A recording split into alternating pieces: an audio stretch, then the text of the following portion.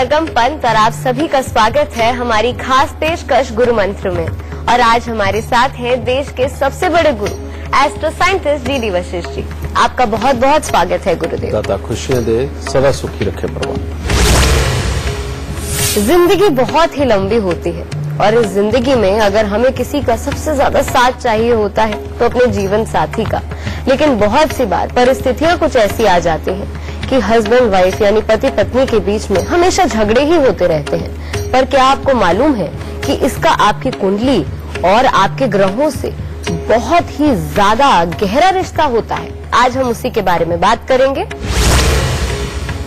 लेकिन शो की शुरुआत करूं उससे पहले आप सभी को याद दिला दूं कि फेसबुक पर गुरु मंत्र पेज को लाइक कीजिए। वहां आप गुरुदेव से अपने सवाल भी कर सकते हैं, या फिर इस वक्त टीवी स्क्रीन पर जो ईमेल आईडी फ्लैश हो रहा है यानी www.gurumantra@itvnetwork.com, इस पर आप हमें मेल भी कर सकते हैं। और अगर आप हमारे शो पे लाइव कॉलर बनना चाहते हैं तो इसका जिक्र आप हमें मेल करते समय कर दें, हमारी टीम आपसे खुद संपर्क करेगी।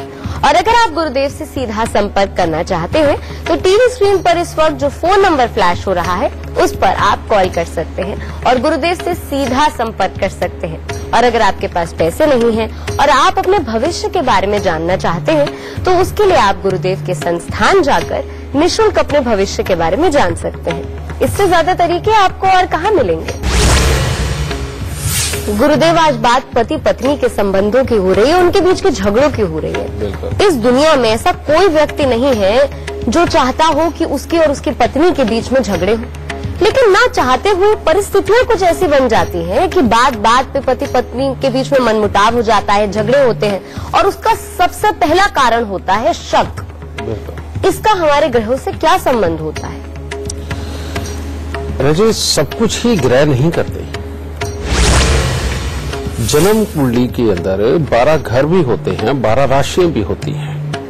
हम सिर्फ इन 9 ग्रहों की तो बात करते हैं जिसमें 7 ग्रह हैं, 2 छाया ग्रह हैं, ठीक है।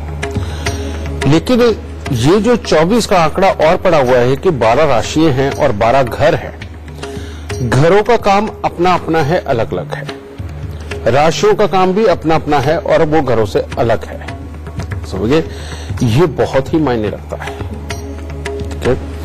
अब तुमने कहा पति पत्नी के बीच में, ठीक है, जो हालात होते हैं, शक वाले हालात भी पैदा होते हैं। ये कोई एक आध जगह नहीं है कि जो घर ये जगाता है, ठीक है। कई बार क्या होता है कि शादीशुदा जिंदगी का ग्रह बहुत ही अच्छे हालात में बैठा हुआ होता है। अब इसीलिए इंसान की शादी हो जाती है और वो अच्छी ठीक ठाक चल भी रही होती है, कोई प्रॉब्लम नहीं होती है। कमाई के ग्रह भी बैठे हुए हैं, सब चीज के ग्रह बैठे हुए, लेकिन जन्म कुंडली का अगर किसी वजह से तीसरा, 8वां, इनमें से कोई भी घर अगर एक्टिव हो गया, अब ये जो घर है इसको चलाने वाले कौन है? तीसरे घर का बुध मालिक है, मंगल कारक है, और 8वें घर का यहाँ पर भी मंगल मालिक है, शनि कारक है, यानी कि दोनों का ही घर है। शनि का तो हेडक्वार्टर है ये, ठीक है। और ये घर के अंदर चाहे कोई ग्रह बैठे हो, चाहे बुध हो, चाहे शुक्र हो, चाहे बृहस्पति हो, कोई भी हो, लेकिन इस तरह के हालात ये जरूर पैदा करते हैं, ठीक है। ऐसी अवस्था के अंदर बेटा आपकी कुंडली के अंदर चाहे कोई भी ग्रह कहीं पर भी बैठा हुआ हो, लेकिन आपको ये समझ आ गई मेरी सिचुएशन जो मैं आपको बता रहा हूं कि इस तरह की है। अगर इस तरह के हालात हो तो सबसे पहले आपको शनि को अच्छा करना है। कारण क्या है? किसी की भी मानसिकता के अंदर जब कोई बात फंसती है और वो उससे बाहर नहीं निकल पाता तो ये काम होता है शनि का। शनि इस तरह के हालात पैदा करता है, ठीक है। तो इसीलिए अगर शनिवार के दिन शनि की वस्तुएं शनि मंदिर के अंदर उन दिनों में देनी शुरू कर दी जाए तो इससे बहुत बड़ा छुटकारा मिलता है। दूसरा यहां मेजर काम करता है मंगल, ठीक है। तो मंगल क्योंकि बात को पकड़ के रखना और उसकी के पीछे लगे रहना और उसको कर्म में तब्दील कर देना, ये मंगल कार्य करता है। तो मंगल के लिए सबसे उत्तम उपाय यहां ये आता है कि तांबे के लोटे के अंदर चावल भर के लाल चंदन का लेप लगा के 7 मंगलवार तक उसको मंदिर में दे दिया जाए, ठीक है। तो चंद्रमा को मैंने इसलिए बीच में लिया क्योंकि घर की सुख शांति के लिए चंद्रमा का दूसरे घर में पहुंचना बहुत ही जरूरी होता है, ठीक है। तो बेटा इसको करके देखो। किसी भी तरह की अगर मियां बीबी के बीच में शक या वहम की किसी भी तरह की कोई गुंजाइश है तो वो भी खत्म होगी। और ये सिर्फ मियाँ के लिए ही नहीं है, अगर बीवी करती हो तो उसके लिए भी है, और अगर मियाँ करता हो शक तो उसके लिए भी है। तो इन दोनों ही उपायों को आप अपना के देखो, बहुत आराम मिलेगा। गुरुदेव, अभी हमने बात की थी शक की। शक के कारण पति पत्नी के बीच में झगड़ा होता है, पर कभी कभार ये शक इतना बढ़ जाता है कि हिंसा तक उतारू हो जाता है एक व्यक्ति, और हिंसा इस कदर हो जाती है कि एक दूसरे की जान लेने पर भी उतारू हो जाता है एक व्यक्ति। ऐसे कौन से ग्रह हैं जो इसके लिए जिम्मेदार है? बेटा, इसके लिए जो योग बनता है कि अगर जन्म कुंडली का तीसरा, 8वां, 12वां और दूसरा घर ये एक्टिव हो जाए तो ये एक योग ऐसा बन जाता है जिसके अंदर की इंसान सिर्फ शक को शक तक ही नहीं रहने देता या बातचीत से निपटाने की नहीं कोशिश करता, हाथ भी उठाता है। और हाथ भी यहां तक के उठा देता है कि कई बार तो आदमी के विचार में ही ये आ जाता है कि मैं तो सामने वाले को खत्म कर दूं, क्योंकि उसको अपनी इज्जत का डर भी होता है। चाहे सिचुएशन बीती हो या न बीती हो, लेकिन इस तरह के हालात वो खड़े करता है, और ये सबसे खतरनाक पोजीशन होती है। और इस चीज को अंजाम देने वाले होते कौन है? जब भी ऐसी अवस्था के अंदर मंगल का संबंध बुध के साथ बना हुआ हो तो रजे ये योग बनता है। और मैं आपको एक और बात बता दूं कि दुनिया भर की जेलों में बहुत सारे लोग ऐसे जेलों में बंद है जिन्होंने जिंदगी में एक ही बार क्राइम किया है, और वो क्राइम क्या है? उन्होंने किसी न किसी को चोट पहुंचाई है, किसी का गला दबा के मारा है, या किसी ने कुछ ऐसे किया है। और ये जो योग है, ये योग मिथुन लगन के अंदर अगर मंगल बैठा हो तब ये हालात पैदा करता है, या मंगल बुध का संबंध हो और पापी ग्रहों की दृष्टि पड़ जाए और तीसरे, 8वें, 12वें का संबंध बन जाए तो बेटा ये योग बनता ही बनता है। समझिए, ऐसी अवस्था के अंदर इस मंगल बुध को दुरुस्त करना बेहद जरूरी है। अगर ये उपाय नहीं किया गया तो ये प्रॉब्लम वाकई में बहुत बड़ी हो सकती है। और इसका एक सिंपल सा इलाज, अगर घर में मार पिटाई हो रही हो और वाकई में वो हिंसा जरा बढ़ती चली जाए और दिन प्रतिदिन बढ़ती चली जा रही है, तो बेटा इसका हल आपको समझा बुझा करके उसको रास्ते पे लाना कोशिश करनी चाहिए, लेकिन ऐसा होता नहीं। इसके लिए ग्रह को दुरुस्त करना बेहद जरूरी है। और वो क्या है? एक है 27 दिन लगातार 2 मीठे पान जो गुलकंद वाले होने चाहिए, यानी कि मीठा पान जैसे आप खाते हो उसमें इलायची, सौंफ, सुपारी सब कुछ डलवाते हो, और बाद में जो गुलकंद है वो थोड़ी सी एक्स्ट्रा डलवाइए। वो डलवा के 2 मीठे पान 27 दिन लगातार मंदिर की सीढ़ियों पे जाके रखाइए। लगातार ये करना है। एक तो इससे मंगल और बुध दोनों दूसरे घर में पहुंच जाएंगे। दूसरा उपाय, यहां पापी ग्रहों को काबू करना बहुत जरूरी है, और उसको करने के लिए हर शनिवार के शनिवार भैंसे को चारा दीजिए। भैंसे को अगर आपने चारा नहीं देना तो कौओं को आप वेज नॉन वेज कुछ भी उनको खिलाओ, लेकिन कौओं को ज्यादा से ज्यादा मात्रा में अपने पास बुलाओ। ठीक है, उनकी सेवा करो। ये 2 उपाय करते ही आप देखेंगे कि इस चीज में इतना बड़ा बदलाव आएगा कि आपको लगेगा कि परमात्मा ने आप पर कृपा की है। गुरुदेव, बहुत सी बार ऐसा होता है कि दुनिया को लगता है पति पत्नी बहुत खुश हैं, उनके बीच में झगड़ा नहीं होता, लेकिन घर में एक छत के नीचे रहते हैं पर अलग अलग रहते हैं। ऐसा क्यों होता है? ये होता है बेटा, जन्म कुंडली का तीसरा घर जागृत होना और चौथे घर के अंदर पापी ग्रह होना। ये बहुत कुंडलियां ये भी आती हैं हमारे पास में। तीसरा घर जब किसी का जागृत ज्यादा हो जाए तो उसमें प्रॉब्लम क्या होती है? उस आदमी की कुंडली के अंदर एक तरह का घर पे रह के काम करने का सुख ही नहीं होता। आप देखोगे ऐसे हालात जिसके साथ भी होते हैं, उस घर का जो मर्द होता है या औरत अगर वर्किंग है तो वो भी, उनकी टूरिंग बहुत होती है। समझिए, इधर उधर उनको आना जाना बहुत पड़ता है। अगर मान लो काम के सिलसिले में ना आना जाना पड़े तो रिश्तेदारी की जिम्मेवारियां और रिश्तेदारी के बुलावे ही इतने ज्यादा होते हैं कि उनको आए दिन इधर उधर बहुत भटकना पड़ता है। समझिए, ये इसे बोलते हैं तीसरे घर का एक्टिव होना। चौथा घर, चौथे घर के अंदर जब भी पापी ग्रह आ जाए और इंसान मकान बना ले, और मकान बना करके सफेद रंग का फर्श लगा ले या लाल रंग का फर्श लगा ले, उसके बाद देखो एक तरह का धमाल छिड़ जाता है।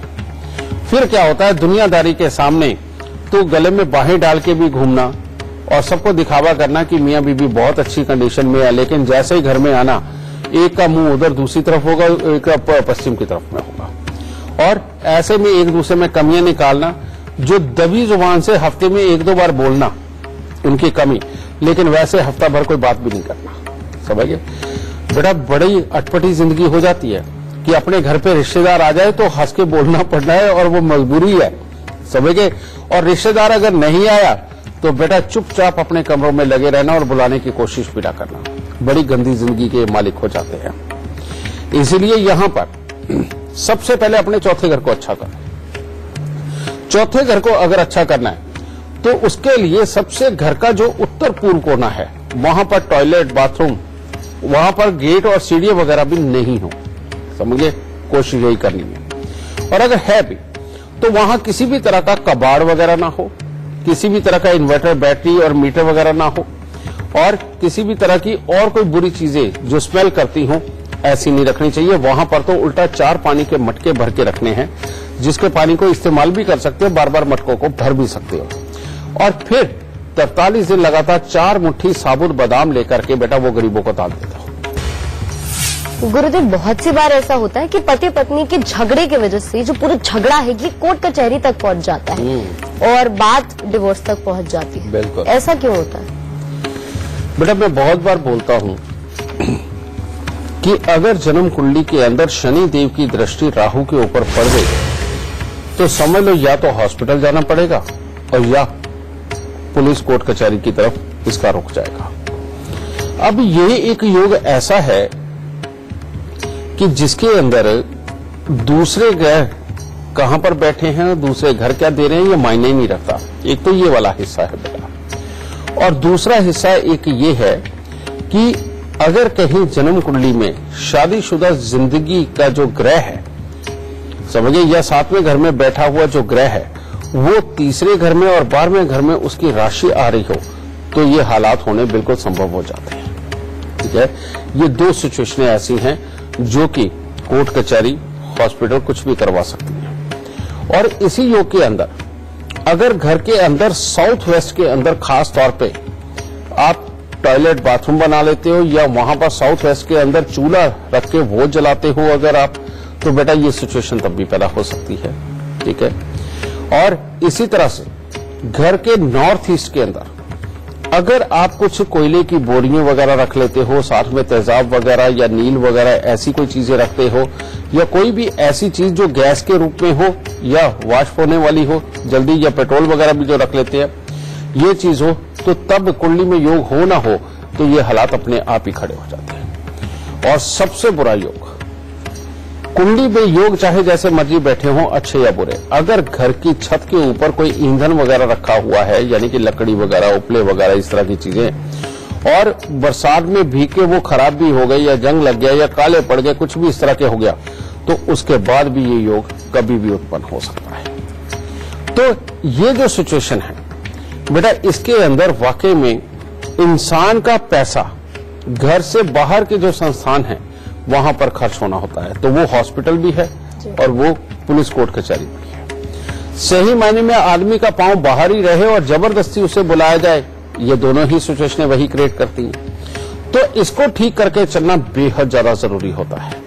अब जब ये सिचुएशन होती है, यहां एक और प्रॉब्लम है। आदमी कहता है मैं उपाय क्यों करूं, गलती तो सामने वाले किया, उसने मेरे साथ ये किया, उसने मेरे साथ वो किया।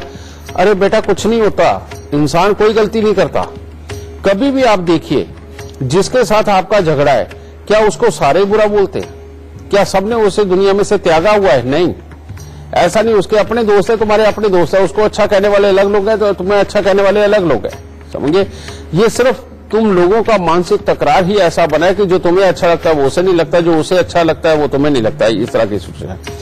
इसको ठीक करना बहुत जरूरी होता है, और इसको ठीक करने के लिए सबसे पहले 43 दिन लगातार एक नारियल पूजा वाला और थोड़े से यानी कि 10 साबुत बादाम लेके इनको जल प्रवाह कर दो। इससे नारियल और इससे शनि और राहु दोनों तुम्हारी जन्म कुंडली में किसी भी सिचुएशन में बैठे हो निकल जाते हैं। दूसरा, यहां पर मंगल बुध जो सही मायने में हॉस्पिटल और कोर्ट कचहरी दोनों के लिए जिम्मेवार होता है। इसके लिए कम से कम 27 मंगलवार तांबे के लोटे के अंदर मूंग साबुत भर के बेटा उसे मंदिर के अंदर दे दो। मात्र ये 2 उपाय करो, ये चाहे कोर्ट कचहरी हो चाहे हॉस्पिटल हो, दोनों से छुटकारा।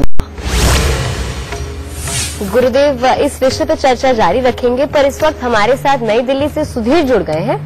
सुधीर जी, गुरुदेव से आप अपना सवाल करें, उससे पहले आप हमें अपने जन्म की तिथि, समय, स्थान बता दीजिए और फिर सवाल पूछ सकते हैं। मैं न्यू दिल्ली में रहता हूँ और मेरा जन्म तिथि है 15 अप्रैल 1991, 91 और जन्म स्थान है अहमदपुर, आगरा और सुबह का 4:30 बजे का टाइम है। मैं ये जानना चाहता हूँ कि अब तक मैं गवर्नमेंट जॉब के लिए प्रिपरेशन कर रहा हूँ, बट मेरी अभी तक कहीं भी मैं सक्सेस नहीं हो पा रहा हूँ और दूसरा शादी वादी में वो डिले हो रहा है, वो अननेसेसरी डिले हो रहा है, पता नहीं क्यों, और कैसा फ्यूचर रहेगा मेरा आगे का, तो ये मैं जानना चाहता हूँ। बड़ा नंबर 1, ठीक है, लिखाई पढ़ाई के लिए ठीक है, हर तरह से कुंडली ठीक तो है तुम्हारी, लेकिन जिंदगी के अंदर तुम बहुत अच्छी नौकरियां करोगे, इसके लिए कामयाबी के योग है, लेकिन नौकरियों के अंदर बार बार तब्दीली के भी योग है, ये दूसरा योग है। दूसरा बेटा, लगन के अंदर बैठे हुए सूर्य कहते जब तक तेरी शादी नहीं हो जाती तब तक स्टेबिलिटी के योग कमजोर हैं, ये दूसरा योग है। लेकिन इसके बाद तीसरा योग है कि जब शादी हो गई और शादी के बाद तुमने अगर मकान बनाया तो धन की बहुत बड़ी कमी खड़ी हुई और कई तरह की प्रॉब्लम खड़ी हो सकती है। इसीलिए शादी के बाद अगर तुम्हें मकान बनाना है तो बिना उपाय किए कभी भूल के नहीं बनाना, इस बात का खास ख्याल रखना। अब आगे आ जाओ, मंगल, तुम बेटा अगर अपनी कुंडली को देखते हो तो तुम्हें चौथे घर में मंगल केतु नजर आते हो, तो ये जो योग है ये मामाओं के लिए, मौसियों के लिए, बुआ और ताऊ चाचे के सुख के लिए ये कमजोर होता है, लेकिन ये तुम्हें जिंदगी में बहुत अच्छा देगा, ये बात सत्य है। और ये जमीन का सुख, वाहन के सुख सब बहुत उत्तम देगा, लेकिन इसके लिए खास शब्द इस्तेमाल होता है, कहते हैं पत्नी के सुख, कामकाज, लाभ, इन तीनों के अंदर बार बार परेशानी देगा। तुम जिंदगी में जिसकी भी मदद करोगे वो तुम्हारे खिलाफ जरूर खड़ा होगा और तुम्हारी परेशानी का कारण बनेगा, ये योग। फिर लगन में बैठा हुआ चंद्रमा राजयोग कारक तो है, लेकिन तुम्हें इंसान को पहचानने की बुद्धि नहीं दे रहा, जिसको अच्छा समझा अच्छा, जिसको बुरा समझा बुरा। इसीलिए अपने खास लोगों से, नए जुड़ने वाले आदमी के बारे में सलाह करके बेटा चलना बहुत जरूरी है। अगर तुमने उनकी बात नहीं मानी और उसके तुम्हारी नजरों में जो उसका अच्छापन चढ़ा हुआ है, कहीं वो गलत शख्स हुआ तो तुम्हें जिंदगी में चोट खाने को मिलेगी, इसका भी खास ख्याल रखना है। अब रही बात कि स्टेबिलिटी क्यों नहीं हो रही, बृहस्पति केतु की दृष्टि शनि और राहु के ऊपर, समझदार, डिप्लोमेटिक, हर तरह से अच्छा दिल, सब कुछ है तुम्हारे पास, लेकिन बिन पहने का लौटा, यानी कि सिचुएशन के हिसाब से अपने आप को फेर लेने वाला ये भी बनाएगा। अब यही योग एक ऐसा है जो शादीशुदा जिंदगी के अंदर हो सकता है पत्नी के स्वास्थ्य को, तुम्हारी को भी बिगाड़े और तुम्हारे कामों में तब्दीली पैदा करे। इसका उपाय सबसे पहले, और वो उपाय क्या है, 43 दिन लगातार 4 पीले नींबू बिना दाग के लेकर के उनको मंदिर में दो, ठीक है। चांदी का चकोर टुकड़ा सदा अपनी जेब में रखना और एक सोने की चेन तुमने हमेशा अपने गले में डाल के रखनी है। हर रोज केसर का तिलक नाभि जुबान माथे पर लगाना है। अब फाइनल उपाय पे, मिट्टी के लोटे में शहद भर के उसको वीरान जमीन में दबाओ। 3 धातु का छल्ला सोना, तांबा, चांदी मिला के रिंग फिंगर में धारण करो और 43 दिन 400 ग्राम गुड़ की रेवड़ी जल प्रवाह करो। इन उपायों को करते ही काम बहुत अच्छा होगा, शादी बहुत जल्दी होगी और शादी के बाद पत्नी बीमार भी नहीं होगी, ना ही गुस्सा ज्यादा करेगी, ठीक है। लेकिन शर्त एक है बेटा कि शराब और मांस से जितना दूर रहोगे जिंदगी में ऊंचाई उतनी ही ज्यादा होगी, और जितना शराब मांस का प्रयोग करोगे जिंदगी में गिरावट उतनी ही ज्यादा आएगी। बस यही एक योग, ठीक है। तो चलिए इसी के साथ वक्त हो गया है एक छोटे से ब्रेक का, कहीं मत जाएगा, फौरन हाजिर होते हैं।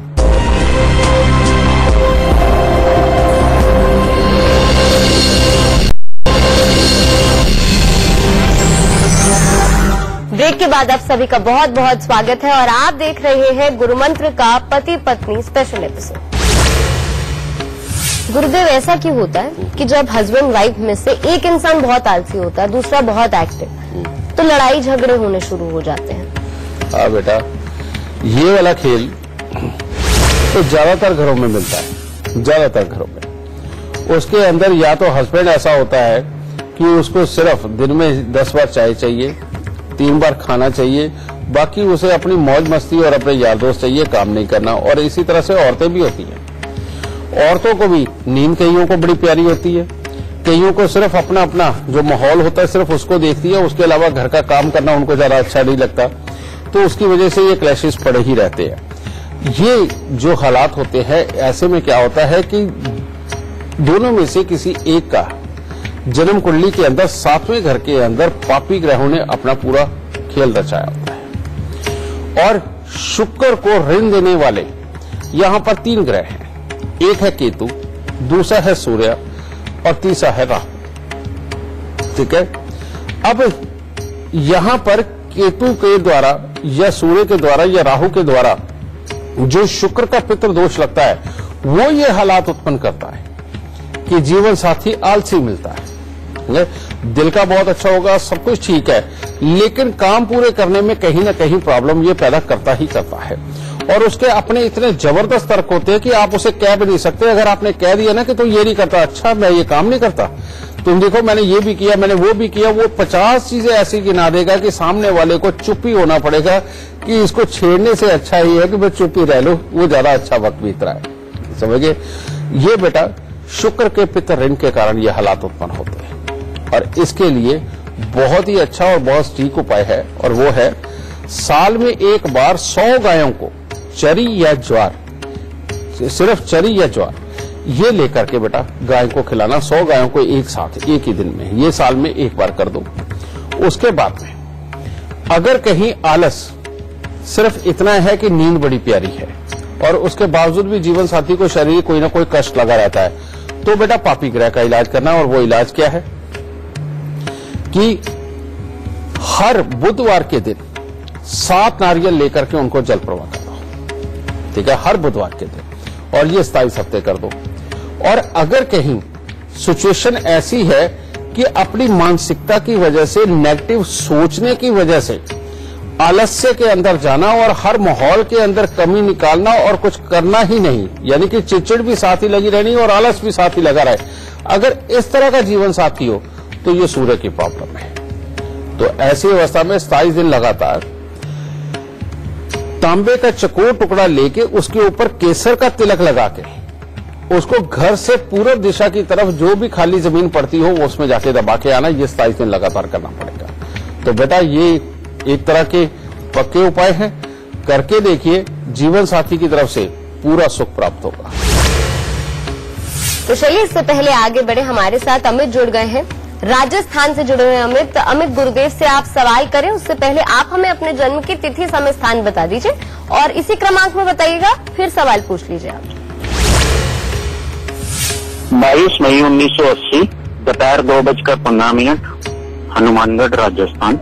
गुरुजी, मेरा ना बिजनेस नहीं चल रहा है और मेरे को ना बोलने में दिक्कत आती है, कॉन्फिडेंस नहीं है बोलने में। रेडीमेड गारमेंट्स का बिजनेस है। क्योंकि ये जो महादशा तुम्हारे ऊपर चल रही है बेटा, ये जो महादशा ये 12वें घर के साथ में कुछ ज्यादा ही जुड़ी हुई है, जिसके कारण इंसान के खर्चे ही खर्चे नजर आते हैं। जो काम काज के अंदर जिन लोगों की अपने को सपोर्ट मिलनी चाहिए, उनकी सपोर्ट से थोड़ा सा हाथ खिंचता है। और लाभ स्थान के अंदर बैठे हुए राहु बेटा लाभ को बिगाड़ी जा रहे हैं। अब इसके अंदर अगर तुम कुछ बहुत ही अच्छा करना चाहते हो तो तुम्हें पहले, सबसे पहले एक रंग का कुत्ता घर पे पाल लेना चाहिए। ठीक है, और इस चंद्र मंगल को ठीक करना बेहद जरूरी होगा। और उसके लिए 43 दिन लगातार थोड़े से चावल, थोड़ी सी देसी खांड ये लेकर के तुम बेटा दान दे दो, किसी को भी दान दे दो 43 दिन लगातार। और उसके बाद सोमवार या मंगलवार कोई एक दिन चुन लो कि जिसके अंदर तुमने दान देनी है ये चावल और देसी खांड, तो दान दे देना, नहीं तो मंदिर पहुंचा देना। एक तो ये उपाय करना बेहद जरूरी है।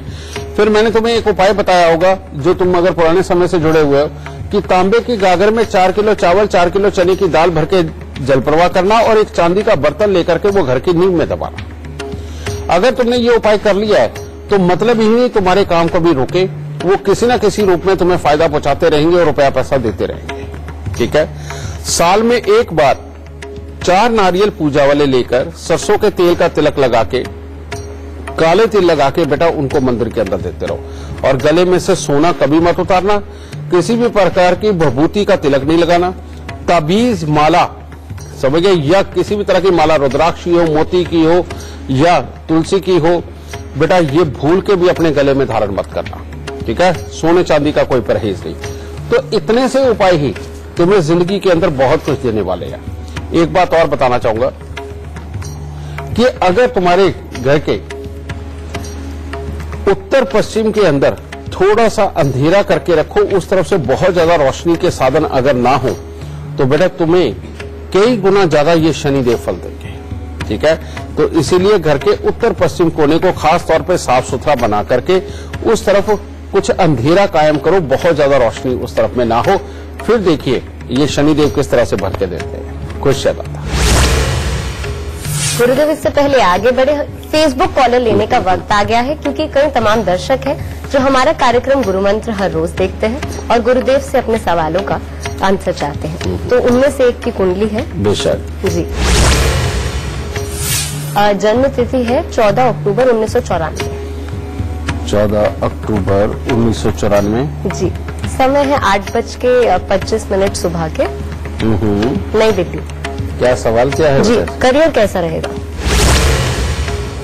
बेटा करियर के लिए इसकी कुंडली तो काफी अच्छी है, और खास तौर पे किसी भी तरह के बनाव श्रृंगार से संबंधित कोई कार्य हो, और किसी भी तरह का जैसे किसी कला के क्षेत्र के अंदर जाना हो, समझे, और किसी भी तरह की इवेंट वगैरह ऑर्गेनाइज करने के किसी भी तरह के काम हो, तो उसके लिए इसकी कुंडली बहुत ही बेहतर है। लेकिन शर्त है एक बहुत बड़ी, जिंदगी में जब भी शराब और मांस अपने घर में आने लगा तो करियर पंगूड़े की तरह चलेगा, यानी कि कभी ऊपर कभी नीचे, स्टेबिलिटी नहीं देगा। दूसरी बात, अभी मैं बात कर रहा था कि तीसरा और चौथा घर अगर एक्टिव हो जाए तो क्या होता है। तो बेटा इस कुंडली के अंदर तीसरा घर एक्टिव तो है लेकिन अच्छे वाला, तो जिसके कारण क्या होता है, काम काज की वजह से और अपने जीवन साथी को पूरा टाइम ना दे पाना, इसकी वजह से प्रॉब्लम होती है। और प्लस चौथा घर, जब भी घर में टॉयलेट, बाथरूम, गेट, सीढ़ियां, छत या फर्श रिपेयर होगा, तो अपनी ही बोलबानी की वजह से अपनों के साथ में क्लैशेस पैदा होंगे, गलतफहमियां पैदा होंगी। इसको समय समय पे ठीक करके चलना बेटा तुम्हारे लिए बेहद ज्यादा जरूरी होगा। और इसके लिए करना क्या है, हर शनिवार को उड़द साबुत को सरसों का तेल लगा करके दान देना बेहद जरूरी है। दूसरा, जिंदगी में कभी भी हरे और नीले रंग का प्रयोग नहीं करना अपने घर में, चाहे वो कर्टन हो, चादरें हो, कपड़े हो, इनमें जितना हरा और नीला रंग प्रयोग होगा जिंदगी में उतनी ही तकलीफ होगी, क्योंकि ये बुध राहु का मेल है बेटा। ये श्वास से संबंधित तकलीफें भी देगा, और घर के अंदर दिखने में सारे संस्कारी लेकिन अंदर ही अंदर संस्कारियों की बिल्कुल एक तरह की धज्जियां से उड़ जाती है। तो इसलिए नीले और हरे रंग से सख्त परहेज करके चलना, और समय समय पे अगर हो सके तो तुम्हें दान में करना क्या है, पेन बच्चों को दान दिया करो समय समय पे। लेकिन शादी से पहले पहले एक उपाय बहुत जरूरी है जो ससुराल परिवार के लिए बहुत जरूरी है, और वो उपाय क्या है, 100 दिन लगातार मिट्टी की गोलियां पहले बना लेनी है 100, और वो बना करके हर रोज की एक गोली तुमने मंदिर के अंदर रखनी है। अगर ये उपाय नहीं किया तो शादी के बाद में ससुराल के हालात ज्यादा खराब हो सकते हैं। तो इन उपायों को करो, दाता हमेशा ही अच्छा रखने वाला है। सुखी रहो। गुरुदेव, पति पत्नी के बीच में छोटी मोटी नोकझोंक तो लगी ही रहती है, पर परेशानी तब आती है जब ये छोटे मोटे नोकझोंक झगड़ों में तब्दील हो जाते हैं। तो शो समाप्त होने वाला है, लेकिन उससे पहले हमारे तमाम दर्शकों को गुरुमंत्र देते जाइए कि कैसे झगड़े खत्म हो जाए। वैसे बात तो तुमने ठीक कही है बेटा, ये दुनिया का एक लौता मामला ऐसा है जो हर घर से संबंध रखता है, ठीक है, और एक ही तरह का है, ठीक है। तो इसका गुरु मंत्र होना बहुत जरूरी है बेटा। एक बार याद रखना कि शादीशुदा जिंदगी को अच्छा रखने के लिए हमें 4 चीजों की बहुत ज्यादा जरूरत है। भाग्य भी एक साइड पे रह गया कि भाग्य कैसा साथ दे रहा है कैसा नहीं दे रहा है, उसका शादीशुदा जिंदगी से इतना कोई मतलब नहीं है। जन्म कुंडली का दूसरा घर, जन्म कुंडली का चौथा घर, जन्म कुंडली का 7वां घर और जन्म कुंडली का 12वां घर जो मियां बीवी के मिलन का स्थान है, इन चारों घरों को अच्छा करना शादीशुदा जिंदगी की बहुत ही अच्छी नींव तैयार करता है। दूसरे घर को अगर अच्छा करना हो बेटा तो उसके लिए एक सिंपल से हालात कि जब भी आप मंदिर में जाओ तो मिश्री या पतासे जरूर लेकर के जाओ, और जाते रहना चाहिए, चाहे हफ्ते में 2 ही बार जाओ, ठीक है। इससे ये काफी अच्छा होगा। और चौथे घर को अच्छा करने के लिए चाहे कोई नदी हो, चाहे कोई नहर हो, चाहे वहां गंगा हो, चाहे वहां यमुना हो, अगर वहां पर चाहे महीने 2 महीने में से ही एक आध बार स्नान करके बेटा अगर वहां पर कुछ भी उनको फूल फल वगैरह अर्पित करना, एक दिया अर्पित करना, चावल और दूध अर्पित करना, अगर ये समय समय पे होता रहे तो बेटा चौथा घर की वजह से घर के अंदर सदा ही सुख शांति ये बनी ही रहती है। 7वें घर को अच्छा करने के लिए तो मैं बहुत देर से आपको एक इलाज देता आ रहा हूं, और वो इलाज क्या है, घर की पहली रोटी आधी गाय को, आधी से आधी कुत्ते को और आधी से आधी कौवे को, ठीक है, क्योंकि शुक्र भी, केतु भी और शनि भी तीनों ही इस घर में बहुत अच्छा फल देने वाले हैं। वो बात अलग है कि कंडीशनल है थोड़े, लेकिन बहुत अच्छा फल देते हैं, ठीक है।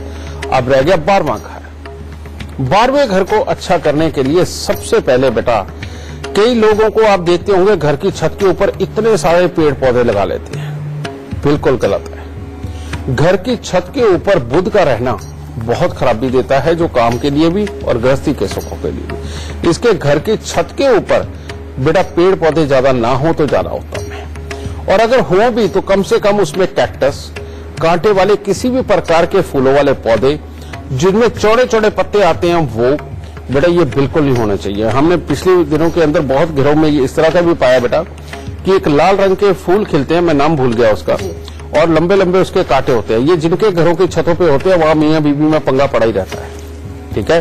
तो बेटा इन चीजों से बचाव करके चलो, और हो सके तो ना हो, और घर की छत के ऊपर कोई लकड़ी का बनाया हुआ स्ट्रक्चर इस तरह का ना हो जो बरसात में भीग के काला पड़ चुका हो।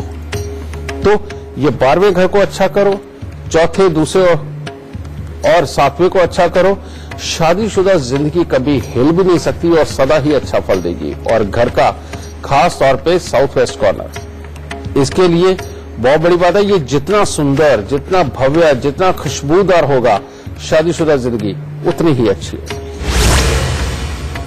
गुरुदेव, हमारे दर्शकों को तमाम जानकारी देने के लिए और उनका मार्गदर्शन करने के लिए आपका बहुत बहुत शुक्रिया। माता रानी सबको सुखी रखे, खुशियां बख्शे। अगर आपके मन में भी यही सवाल था कि मेरी पत्नी या मेरे पति के साथ नहीं बनती, बहुत झगड़े होते हैं, तो गुरुदेव ने आज के इस कार्यक्रम में जो कुछ भी उपाय बताए हैं वो आप समय के साथ करते रहें, आप खुद देखेंगे कि आपके जीवन में सिर्फ खुशियां ही खुशियां होंगी। तो चलिए आज के लिए बस इतना ही, लेकिन कल फिर हाजिर होंगे एक नए विषय के साथ। तब तक के लिए दीजिए इजाजत, नमस्कार।